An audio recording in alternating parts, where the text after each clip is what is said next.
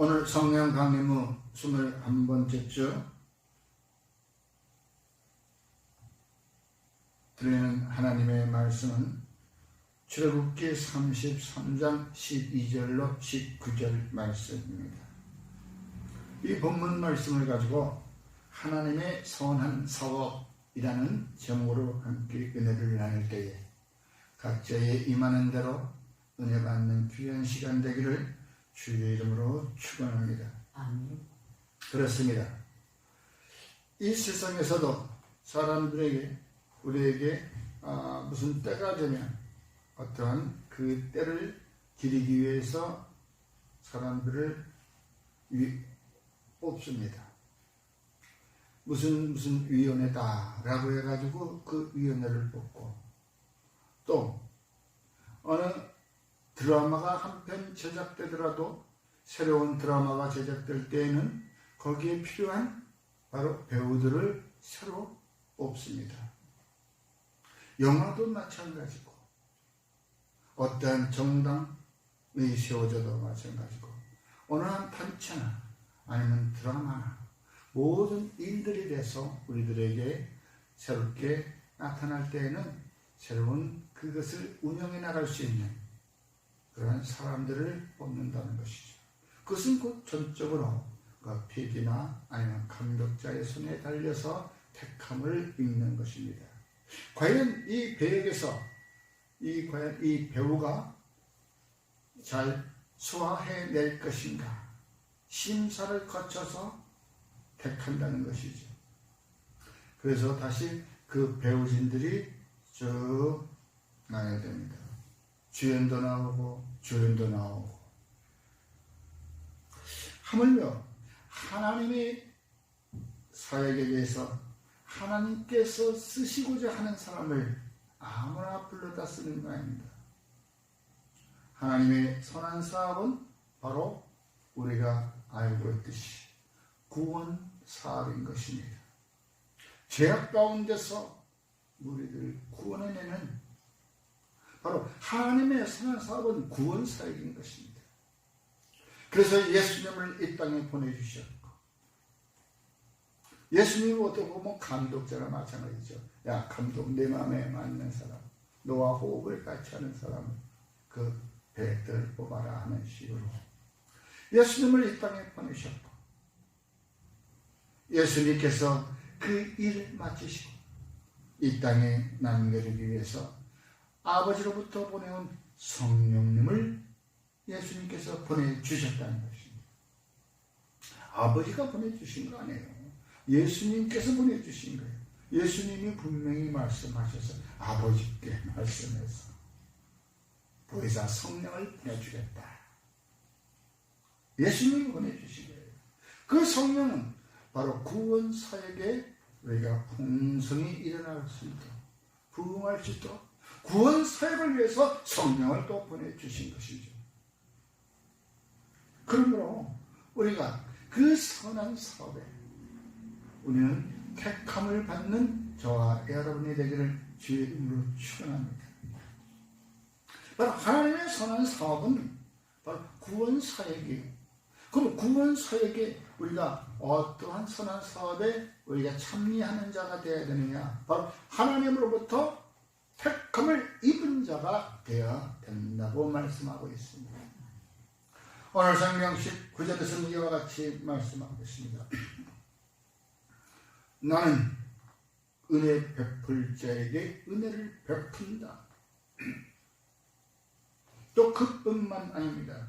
긍휼히 여길 자에게 긍휼을 베푸신다고 말씀하고 있습니다. 그냥 전적으로 그 절대 권자가 우리에게 아량으로 베풀어 주시는 것입니다. 이 어마어마한 일들을 지금 이 자리에 있는 저와 여러분들, 또 저와 함께 말씀의 은혜를 나누고 있는 저와 여러분들은 그래서 택함을 입은 자들인 것을 믿으시기 바랍니다. 바로 은혜라고 하는 것은 겸손한 자에게 내려지는 것이지, 목을 빳빳이 세우고 어깨에 힘 좀 주고 그런 사람한테 은혜가 가는 것이 아니에요. 그런 사람한테는 매가 들어가는 것이. 그런 사람은 땅에 꺼뜨려지게 꼬꾸라지게 만든다. 자빠지게 만든다는 것이에요.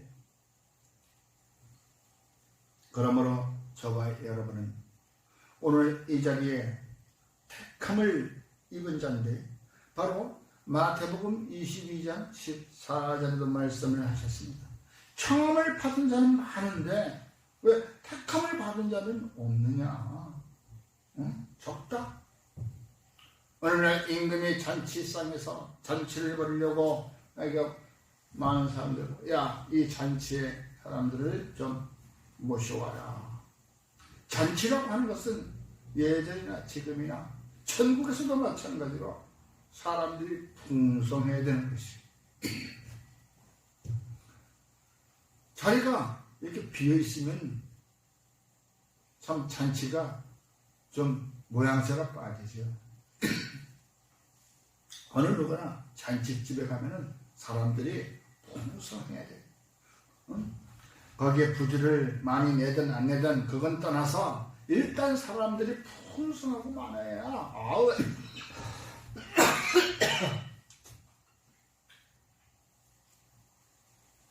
사람들이 보기에 아우 야 이 잔치 참 뭐 잘됐다라든가 응? 잔치를 위한 응? 그 사람 보고 아우 저 사람은 덕이 많은가 보다. 응? 그러니까 이 사람들이 많이 못 찾아오지. 응? 욕심쟁이고 구두쇠 같고 악질 같은 사람한테 누가 오겠어요? 잔치에 참여하는 사람은 없어요. 그런데 오늘은 임금님이 손님을 다 불러보러 봅니다. 어디 보자. 어떠한 사람들이 과연 많이 참석했는가. 소문 듣고 청첩장 들고 다 찾아왔지만 어디 가보자. 들어가 보니까 잔치상에 잔치에 들어올 수 있는 차림이 있는 사람이 있는가 하면 없는 사람들이 대부분이더라 이 말이에요.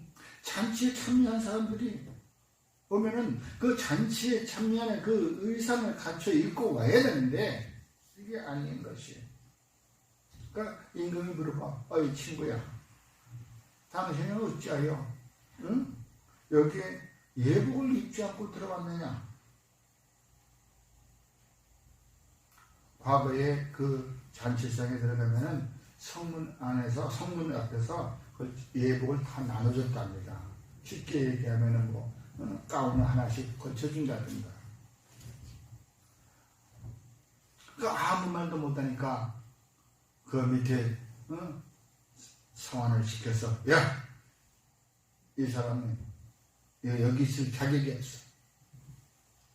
손발을 꼭꼭 묶어가지고 저 성밖 어두운 곳에 내던져서 그 지옥이 수월이라 그 지옥에 가서 그것도 꼼짝도 못하게 손발을 꼭꼭 묶어.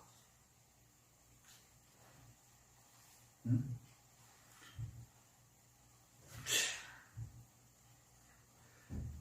그러면서 마지막으로 말씀하십니다. 청함을 받은 사람은 많은데 어떻게 택함을 입은 자는 없느냐. 내가 지금 하늘가는 천국표가 천국 티켓이 내 손에 들려져 있다 할지라도 거기에 걸맞는 예복을 입고 가지 아니하면 다시 말하면 성도로서의 그 자격을 잃지 않고 가야지 그 자격을 잃어버리고 성도로서 지켜야 할 것들을 지키지 아니하고 나는 천국 가는 티켓이 있으니까 천국 청첩장을 받았으니까 난 걱정 없어 하면서 마음대로 행동하고 육신의 행동에 가득 찬 사람들, 그 사람들은 애당초 안 가는 만 못해. 거기 가봐야 꼼짝 못하게 손발 다 꽂고 묶여가지고 지옥으로 떨어뜨리지. 애당초 안 간 사람은 예수님께서 너는 애당초 태어나지 않았더라면 좋았을 것을 가라 유다에게 얘기하는 거예요. 그래서 우리는 항상 은혜를 받기 위하여 은혜의 보좌 앞에 날마다 용기를 가지고 담대하게 나아갈 것이라고 히브리서 4장 16절에 말씀하고 있는 것이에요. 은혜 받기 위해서 그 은혜라는 것은 나의 삶의 어느 시점에 때를 따라 나를 돕는 것이 은혜라고 하는 것은 때를 따라 나를 돕는 것이 우리가 그런 걸 많이 느껴보잖아요. 오늘은 궁핍한 지경에 있을 때는 그 궁핍한 지경에 벗어날 때는 이것도 은혜다. 내가 그럴 줄 누가 알았어. 또 다른 환경에서 또 받으면 또 이것도 은혜네. 오직 지나갔다가 넘어져서 자빠져서 코를 깨질 뻔했어도 어떻게 발을 막 여러 번 굴르고 손가락만 살짝 짚어서 일어나도 크게 안 다친 이것도 은혜다. 또 상황에 따라서 때를 따라 나를 돕는 은혜다는 것입니다. 그것이 바로 은혜는 바로 여호와 하나님께로부터 나온다는 것을 믿으시기 바랍니다. 그러나 여호와 하나님은 분명히 말씀하고 계십니다. 거짓되고 헛된 것을 숭상하는 모든 자는 자기에게 베푸신 은혜를 버렸다고 말씀하고 있는 것이. 너희들은 내가 베푼 은혜를 버렸다. 사도 바울 로마서에서 기록한 말씀대로 저들은 하나님을 마음에 두기 싫어해서 떠났다고. 여러분, 그 은혜, 사도 바울은 서신서를 통해서 첫 장 1절에서부터 나옵니다. 은혜와 평강이 너희에게 있을지어다. 그러므로 오직 은혜가 얼마나 중요한 것 같으면 시편 다윗 기자는 매일 울면서 주여 내게 은혜를 베푸소서 내가 종일 주께 부르짖나이다. 은혜가 한시도 없이 내가 살아갈 수가 없습니다. 시편 86편 3절 말씀에 내가 매일 부르짖어 은혜를 베풀어 달라고. 그만큼 은혜는 오늘날 저와 여러분 믿음의 식구 신앙인들이 가져야 할 파워예요. 파워. 요즘에 얘기하는 배터리, 핸드폰에 배터리가 다 떨어져 가면 어때요? 그냥 간들간들하고 불안하죠. 빨리 충전을 시켜야 돼. 충전시킬 데가 없으면 더 불안해. 그와 마찬가지. 은혜가 날마다 내게 충전이 돼야 되는 거예요. 시시때때로 충전이 돼요. 핸드폰에 충전이 가득 차 있으면 어때? 걱정 없잖아. 이건 내일 충전하는 것도 돼. 매일매일 은혜를 받는 있는 저와 여러분이 되기를 주의 이름으로 축원합니다. 그와 마찬가지로 택함을 입은 자들은 과연 어떤 자들인가? 첫 번째로 겸손한 자가 되어야 된다 이 말입니다. 하나님은 겸손한 자를 사랑하시고 겸손한 자의 영을 소생시킨다고 말씀하고 있는 것입니다. 여러분, 바로 겸손한 자의 그 영을 소생시키죠.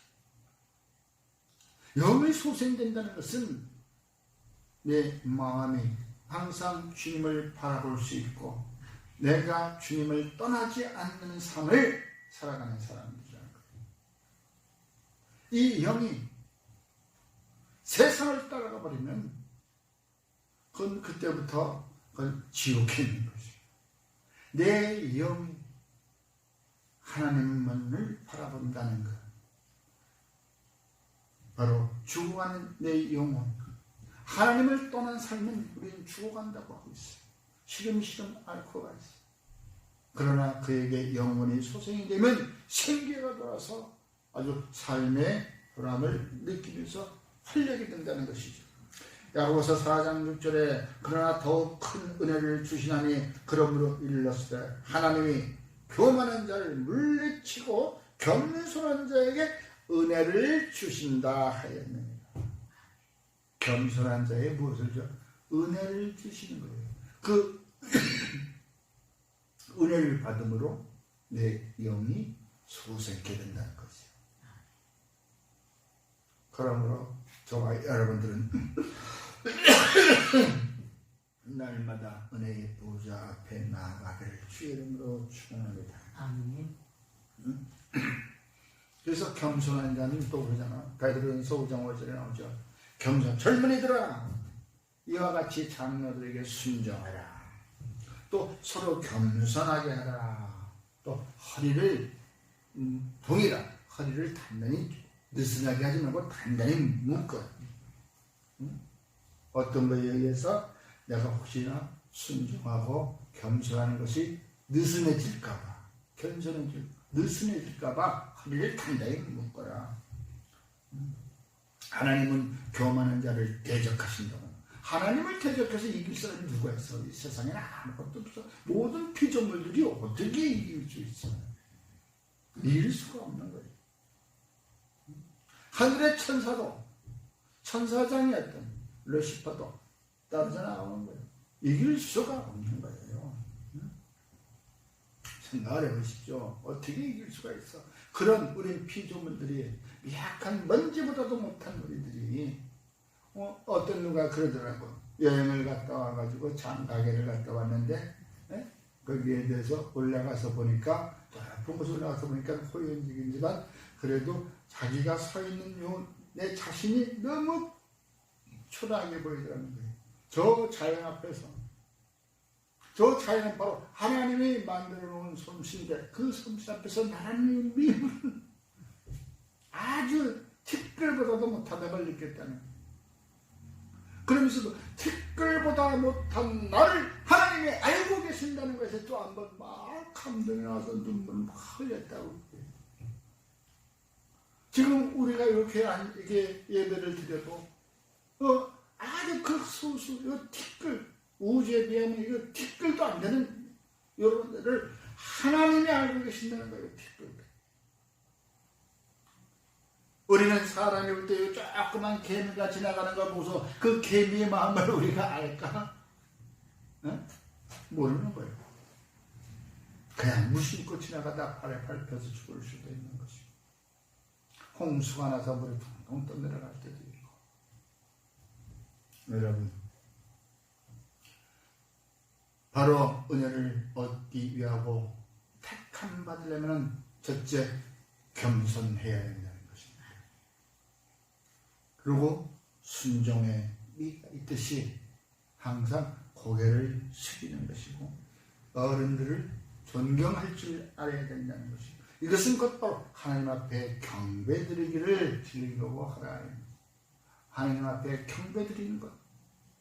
모세는 하나님 앞에 경배를 잘 드려요. 무슨 말 있으면 급하게 엎드려 경배하여 아뢰되. 여러분, 이제 저와 여러분들은 여호와 하나님 앞에서 겸손하고 구원으로 아름답게 하신다고 말씀하고 있는 것입니다. 다시 말하면 겸손한 자를 하나님께서는 붙드시고 악인들은 땅에 엎드러뜨린다고 시편 149편 6절에 말씀하고 있는 것입니다. 겸손한 자는 하나님을 붙드셔. 자빠질래도 하나님께서 붙드셔. 어떤 악의 구렁텅이에 빠지려고 해도 하나님께서 붙드셔. 하나님께서 붙으시면 넘어뜨리고 빠질래다가도 얼른 바로 일어서고 그 구덩이에서 나올 수 있는 것이에요. 그러나 그 악한 자들은, 교만한 자들은 그냥 평지에 지나가도 하나님의 바람 한번 불쳐서 딴지 걸어서 넘어뜨려요. 내가 넘어졌는데 왜 넘어졌는지를 몰라. 돌뿌리에 걸려 넘어졌는지 아니면 뭐에 걸려 넘어졌는지도 몰라. 왜? 평탄한 길에서 넘어지니까. 인간이 할 수 없는 그 일들을 바로 하나님의 손에 달려 있다는 것을 믿으시기 바랍니다. 그러므로 하나님께서 이 땅에 하나님의 선한 사업은 바로 구원사역인데, 구원사역에 참여하는 자, 저와 여러분이 되기를 주의 이름으로 축원합니다. 마지막으로 통회하는 자가 되어야 됩니다. 회개하지 못하는 자, 자복하지 못하는 자, 하나님은 기뻐하지 않으십니다. 통회하는 자, 우리 시편 다윗 기자가 참 통해하는 말 잘 부르셨죠. 왜? 벌써 그는 알아요. 여호와는 마음이 상한 자를 가까이 하시고 중심으로 통해하는 자를 구원하신다고 말씀하고 있는 거예요. 그냥 통해하는 자가 아니고 충심을 다해서 온 몸과 마음을 다해서 누구 하나를 위해서 내가 통해야 돼. 진정 어린 사과가 우리는 그 화해할 수 있는 거 아닙니까? 진정 어린 마음에서 일어나는 그 진정 충심스러운 마음. 서로 그냥 대충 그래 미안해 이게 아니에요. 내가 너에게 대해서 누구에게 치면서 내가 너에게 대해서 미안하다 잘못했다. 그 충심 통해는 하나님께서 구원하신다고 말씀하고 있습니다. 여러분 바로 통해하는 자가 되어야 됩니다. 원래 그렇잖아요. 뻣뻣하게 자식 진짜 고개도 뻣뻣하고 지가 잘못했어도 미안하다는 말들을 안 해요. 잘못했다 그러면 더 혼날까봐 그러니까 안 한다고. 자존심 상해. 그러면은 하나님으로부터 세상 사람끼리 그렇게 얘기하는 사람들끼리 그게 서로가 이렇게 화해가 되겠습니까? 화해가 안 돼. 그죠? 그런데 하나님 앞에 가서 그러면은 하나님이 용서해 주실까요? 안 되죠. 용서는커녕 은혜를커녕 하나님께서 구하시는 제사는 상한 심령. 하나님이여 상하고 통해하는 마음을 주께서 멸시하자.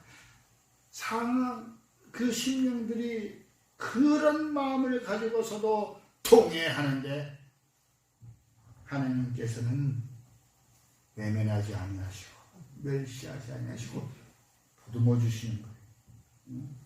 여러분 이사야서 57장 15절에 지극히 존귀하며 영원히 거하시며 거룩하다 이름하는 이가 이와 같이 말씀하시되 내가 높고 거룩한 곳에 있으며 또한 통회하고 마음이 겸손한 자와 함께 있으니 이는 겸손한 자의 영을 소생시키며 통회하는 자의 마음을 소생시킨다 말씀하셨습니다. 영과 혼과 육에서 영과 마음을 소생시키는 온전한 사람으로 되는 거예요. 그게 바로 하나님으로부터 택함을 입은 자요. 하나님의 은혜 사업에 들어간 자요. 그러한 자가 곧바로 의인이고 노아요. 오직하면 사도 바울은 로마서에서 말씀하신 것처럼 의인은 없다. 하나도 없다. 왜? 영과 마음이 하나님 앞으로부터 소생당한 적이 없었으니까 그 뒤틈으로 떤 것 같아. 우리는 바로 영과 마음이 소생시키게 되었어.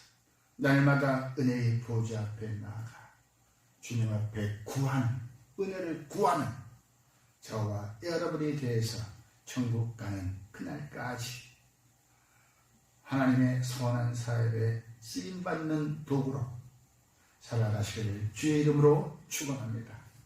아멘. 기도하겠습니다. 고마우신 아버지 하나님, 쓸모없는 저희들을 주께서 택하시고 부르셔서 주님의 선한 사업의 일꾼으로 삼았사오니 주여 이 은혜에 감사를 드립니다. 우리에게 은혜 주시는 예수 그리스도 이름으로 기도드렸습니다. 아멘.